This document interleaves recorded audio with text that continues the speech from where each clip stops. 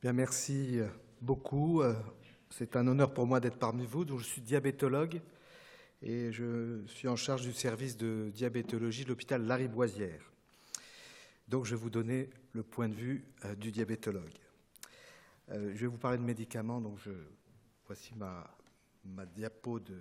On va gagner un petit peu de temps, vous savez. Ce que je voudrais juste dire à ce niveau-là, c'est que 100% quasiment de nos patients diabétiques de type 2 ont un syndrome métabolique.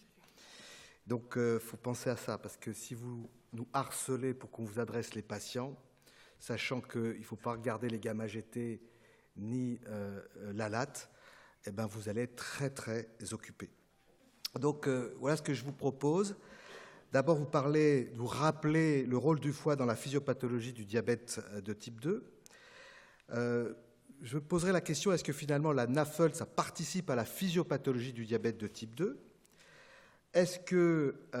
Ou alors est-ce que c'est simplement une conséquence de l'état diabétologique ?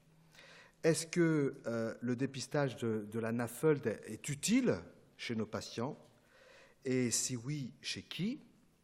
Et puis, j'aborderai la question suivante, est-ce que notre thérapeutique antidiabétique, elle est utile dans la prise en charge de la NASH? Et puis, je vous dirai que faire en pratique, ça sera assez rapide. Et j'avoue que je suis un peu perdu par les deux exposés précédents.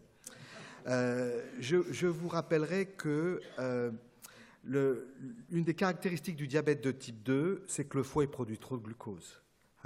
Et que cette hyperproduction de glucose, c'est ce qui est responsable de l'hyperglycémie à jeun. Et puis que cette hyperproduction hépatique de glucose participe également à l'hyperglycémie postprandiale. Elle est due à quoi, cette hyperproduction de glucose ? D'une part, à l'augmentation du glucagon. Vous savez que le glucagon est élevé chez nos diabétiques de type 2, probablement par le déficit de la sécrétion d'insuline, et d'autre part par la lipotoxicité. Et vous savez que c'est l'accumulation des acides gras dans le foie, et en particulier des métabolites, le DHG et les céramides, qui vont être responsables de l'insulinorésistance hépatique. L'insulinorésistance hépatique, ça se mesure assez facilement. Il suffit de perfuser de l'insuline lors d'un clamp glycémique hyperinsulinémique. Et puis, en utilisant des traceurs, on peut mesurer la capacité de l'insuline à stopper ou à réduire la production hépatique de glucose. Ce qui est très intéressant, c'est que cette capacité de l'insuline à diminuer la production hépatique de glucose est parfaitement corrélée à l'accumulation de graisse intrahépatique. Plus il y a de gras dans le foie, moins l'insuline est capable de supprimer l'hyperproduction de glucose par le foie. Et on sait, alors on connaît bien maintenant les mécanismes moléculaires, c'est une affaire de céramide DHG qui va inhiber la voie de signalisation de l'insuline.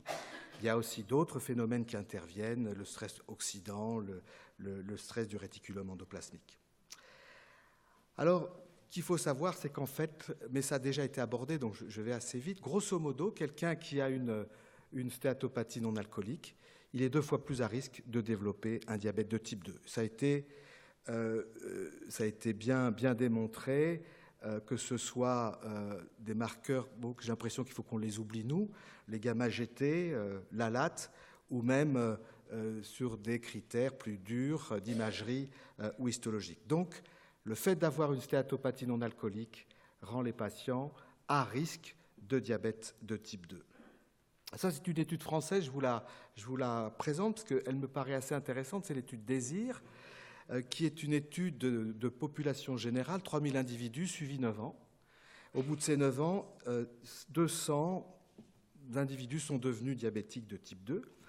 Et vous voyez que ces données qui ont été publiées par Beverly Balcao, qui est l'épidémiologiste qui dirige cette étude, eh bien, montrent que lorsque vous utilisez un indice de stéatose hépatique, eh bien, cet indice est un déterminant de survenue du diabète de type 2, même lorsque vous ajustez à l'âge, à la glycémie à jeun, à l'insulinémie à jeun, à l'hypertension artérielle, tous les autres facteurs de risque classiques de diabète de type 2. Donc le diabète, la stéatopathie non alcoolique, c'est un déterminant, c'est un facteur, je dirais presque étiologique du diabète de type 2. stéatopathie non alcoolique est aussi... pourquoi est-ce qu'il faut s'y intéresser chez nos diabétiques? Parce que ça tue nos diabétiques. Et je dirais juste un petit commentaire. Vous savez que le cœur de nos diabétiques, je dirais, ça pose encore des problèmes, mais beaucoup moins. Et que nos patients diabétiques, il me semble, vont avoir deux problèmes au long cours. D'une part, la dialyse, l'insuffisance rénale terminale, qu'on voit de plus en plus, et d'autre part, on commence à les voir mourir de leur foie. Donc maintenant qu'on a finalement mis toute notre énergie sur le cœur, il va falloir s'orienter sur le foie. Alors dans cette étude prospective, 337 individus avec diabète de type 2, vous voyez qu'à moins d'1 an, ils étaient diagnostiqués comme ayant une NAFLD. Et sur les 10 ans de suivi, vous voyez que presque un tiers d'entre eux sont décédés. Et quand on regarde finalement de quoi ils sont morts, eh bien ils sont morts, la mortalité était associée à la NAFLD, était associée à la présence d'une insuffisance coronaire et puis également à la durée du diabète. Et les causes de mortalité chez nos diabétiques de type 2, c'est grosso modo un tiers les cancers, 20% tout ce qui est relié au foie, et puis 20% le cœur. Donc, finalement, le cœur posait moins de problèmes. Alors, ils meurent encore de leur cœur, hein, c'est ce que montre cette étude longitudinale. Vous voyez, il y a une cohorte de 2000 diabétiques de type 2 qui ont été suivis plus de 6 ans. Et vous voyez que, grosso modo, quelqu'un qui a une stéatopathie non alcoolique et diabétique de type 2, eh bien, il a 2 fois plus de risque de mourir d'une insuffisance coronaire, enfin d'un problème cardiovasculaire, indépendamment de tous les autres facteurs de risque cardiovasculaires parfaitement connus. Ah ouais, ça c'est intéressant, c'est finalement l'association de la stéatopathie non alcoolique et de l'insuffisance rénale. Et ça, c'est assez clair. Finalement, la présence et la sévérité de la stéatopathie non alcoolique est associée avec un risque élevé et à la sévérité d'une atteinte rénale. Alors, je voudrais parler un moment de l'insuline, du problème de l'insuline. Vous savez que l'insuline est une hormone anabolisante, est une hormone lipogénique. Et la question qu'on peut se poser, parce que c'est une impression clinique que nous avons, nous diabétologues, c'est finalement est-ce que les besoins insuliniques chez un diabétique de type 2, vous savez que 25% de nos patients vont terminer traités par l'insuline, est-ce que finalement ces besoins en insuline représentent un marqueur de stéatopathie non alcoolique?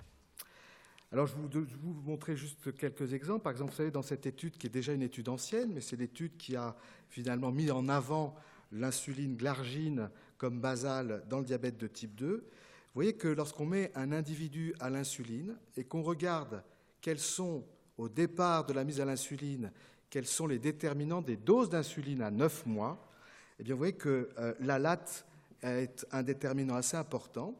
Si quelqu'un, avant la mise à l'insuline, voilà, je donne l'exemple, 90 kg, ALAT 20, les doses d'insuline 43 unités. Par contre, si ALAT 60, la dose d'insuline est un tiers de plus.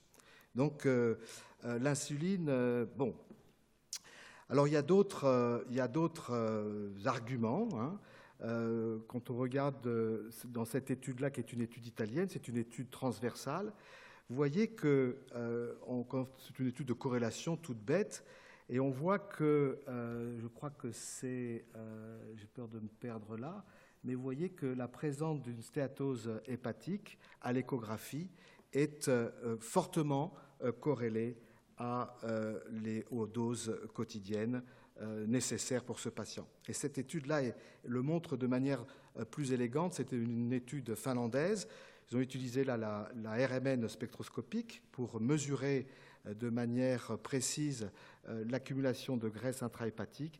Et vous voyez que c'est le paramètre le plus fort, le plus fortement associé aux besoins insuliniques quotidiens. Et ça passe même devant le poids.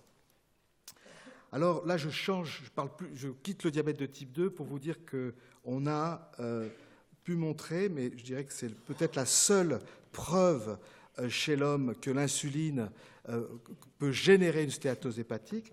C'est un diabétique de type 1, ici, qui était traité par pompe à insuline et par pompe implantée l'insuline. Donc dans ce cas-là, on met le cathéter de l'insuline dans une veine mésentérique. Et ce patient-là a déclenché une acidocétose, donc un arrêt brutal de du traitement insulinique. Et vous voyez que, en fait, son cathéter avait glissé sous la capsule hépatique.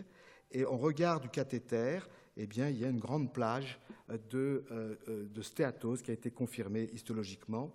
Et il y a eu un deuxième cas publié. D'ailleurs, cette étude est issue de Jean-Pierre Yveline qui travaille dans le service. Donc, pour moi, l'insuline, finalement, à forte dose, finalement, ça serait peut-être un marqueur important pour nous pour repérer les patients à fort risque d'hépatopathie. Alors, est-ce que nos traitements sont intéressants pour traiter la stéatopathie non alcoolique? Je voudrais juste vous dire un mot sur l'Leucoed. Je sais que Jean-Michel, je ne pense pas il m'a dit qu'il n'en parlerait pas. Donc, Leucoed, c'est cette étude d'intervention chez le diabétique de type 2 en surpoids qui visait à démontrer qu'on diminuait le nombre d'événements cardiovasculaires. Finalement, elle ne s'est pas avérée très, très efficace.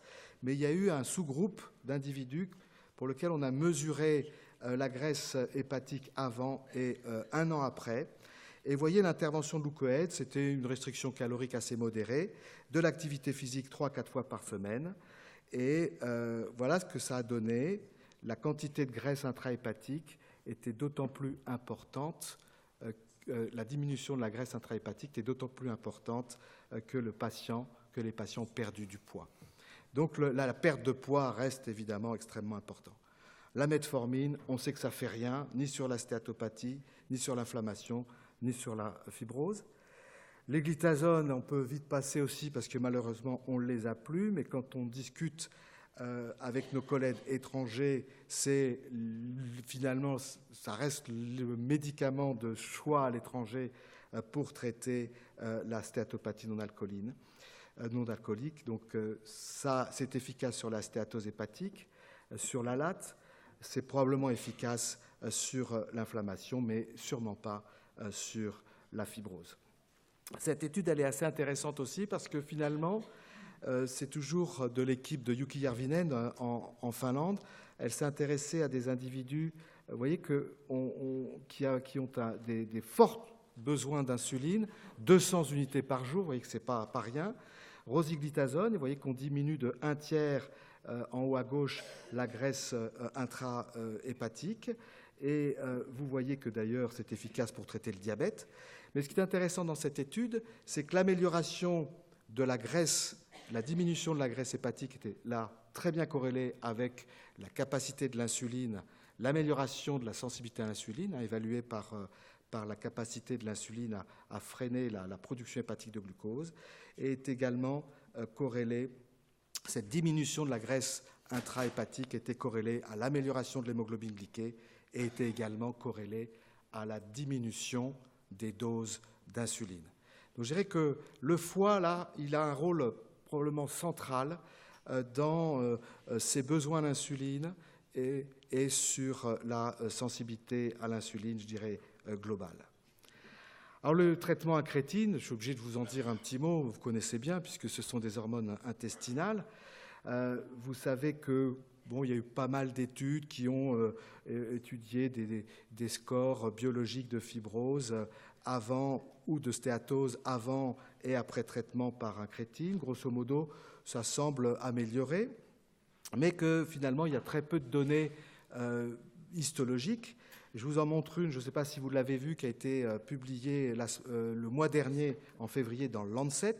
C'est une toute petite étude des diabétiques de type 2, tirés au sort, liraglutide, c'est le Victoza, une fois par jour, versus placebo, donc randomisé, double aveugle. Et vous voyez que, grosso modo, chez ceux qui étaient tirés au sort liraglutide, vous voyez une amélioration de l'histologie dans 30% des cas versus 9% dans le groupe placebo à 48 semaines. Et quand on regarde les choses un peu plus précisément, eh bien, vous voyez que c'est le score de ballonisation, je ne sais pas comment vous dites, mais la ballonisation hépatocytaire qui était améliorée sous liraglutide.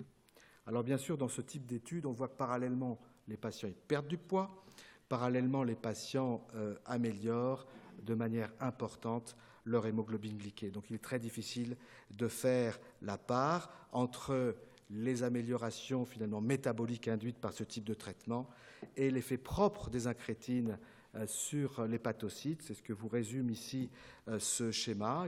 Il existe des récepteurs au GLP1 au niveau de l'hépatocyte et que finalement, il a été montré dans des modèles expérimentaux que le GLP1 sur des cultures primaires d'hépatocytes améliorait la sensibilité à l'insuline, améliorer le stress oxydant et améliorer finalement le métabolisme lipidique, en particulier en augmentant l'oxydation lipidique au niveau des hépatocytes. Donc je sais qu'on est pressé, donc je me permets d'aller vite. Ça, c'était des exemples pour vous dire que c'est vrai. In vitro et chez l'animal, quand on donne un agoniste des récepteurs du GLP1 ou un inhibiteur des PP4, eh bien, on a un effet important sur la stéatose hépatique et sur les mécanismes impliqués. Ça, c'est chez la souris, donc je passe. Ça, c'est un autre exemple. Je voudrais juste terminer dans les traitements antidiabétiques par cette étude, qui est une étude qui concerne peu d'individus, mais ils ont associé glitazone et agoniste des récepteurs du GLP1, c'était l'exénatide ici. Et vous voyez que quand on utilise la pioglitazone, on diminue de 30% la stéatose hépatique chez ces diabétiques. Et lorsqu'on utilise les deux, on a un effet synergique sur la diminution de l'accumulation de graisse intrahépatique. Dernière étude aussi, je pense qu'elle devrait vous intéresser, c'est une étude japonaise que je voulais vous montrer. C'est une étude longitudinale mais rétrospective. Ils ont regardé des diabétiques, le dossier des patients diabétiques qui avaient été biopsiés plusieurs fois, biopsie hépatique, et ils ont regardé finalement à 2 ans, je crois qu'il y a à peu près 2 ans en moyenne de suivi. Là-dedans, il y avait un tiers qui avait amélioré leur stéatopathie, un tiers n'avait pas progressé et 40%, donc 30% et 40% ont aggravé leur stéatopathie. Et le meilleur déterminant finalement de l'amélioration de la stéatopathie, je dirais histologique, était la diminution de l'hémoglobine glyquée. Donc juste pour finalement conclure sur l'importance d'équilibrer nos patients. Donc je dirais que je terminerai par ça en disant que qu'est-ce qu'on doit faire, nous, diabétologues? Moi, je dirais qu'il y a 2 situations. La première situation qui me semblait simple avant de venir ici, c'est un diabète de type 2 qui a une élévation de la gamma-GT ou de ALAT. Alors bien sûr, nous, mobilisés grâce à vous, sur les virus, sur l'hémochromatose. On sait qu'un individu sur 10 porte l'allèle. On fait une échographie, on essaye de renforcer ce que vous nous dites toujours quand vous adressez un malade, c'est-à-dire fais-le maigrir et puis tout nous le renverra après. Et puis, je pense que notre habitude, c'est d'envoyer au gastro-entérologue si on n'a pas d'effet sur les enzymes. Moi, je dirais quand même qu'on a suffisamment d'arguments pour dire attention à l'escalade en termes de dose d'insuline. La deuxième situation, c'est celle-là. C'est un patient diabétique de type 2 qui n'a pas d'anomalie hépatique particulière, clinique. Qu'est-ce qu'il faut faire? Eh bien, c'est sûr qu'il faut quand même se dire est-ce qu'il n'a pas un problème hépatique? Et là, jusqu'à présent, c'est assez en cohérence avec ce que vous avez dit précédemment. On regarde ceux qui sont métaboliques, entre guillemets. Il y en a qui sont plus gros du bide, il y en a qui ont des triglycérides plus élevés, il y en a qui sont hypertendus, qui ont un HDL très, très effondré. Et on a vraiment tendance à cela, mais à commencer par une écho hépatique, parce que c'est ce qu'on a à notre disposition, même dans des hôpitaux où il y a des gastro-entérologues. Et puis, si l'échographie montre qu'il y a une stéatose, bien, moi j'ai appris à aller un peu plus loin. Le fibroscan, on l'a à notre disposition, et à ce moment-là, on réfère au gastro-entérologue. Je ne sais pas si ça va vous plaire ce que je dis, on pourra en discuter. Je voudrais juste conclure rapidement. Donc, il y a des liens entre la physiopathologie de la stéatopathie non alcoolique et le diabète de type 2. Bon, ce n'est pas un scoop. Je pense quand même que la stéatopathie, lorsque on ne part pas du diabète, mais que la stéatopathie est un déterminant, donc un marqueur précoce de diabète et d'événements cardiovasculaires, en dehors de ce qui peut leur arriver vis-à-vis du foie, et que, il faut savoir, c'est que c'est dangereux également chez le diabétique comme chez le non-diabétique. Je pense qu'il faut vraiment penser à la NAFLD chez les patients qui ont des forts besoins d'insuline. Je l'ai répété plusieurs fois, je suis désolé. Malheureusement ou heureusement, je ne sais pas, les glitazones restent quand même le traitement hypoglycémiant de choix, même si on ne l'a plus, avec associé aux modifications du mode de vie. Jean-Michel va nous en parler. Quand même, les incrétines, on a quand même des choses intéressantes avec les incrétines. Peut-être qu'il faudrait les associer ou en tout cas les introduire plus précocement lorsqu'on a une stéatopathie non alcoolique. Voilà, je vous remercie pour votre aimable attention.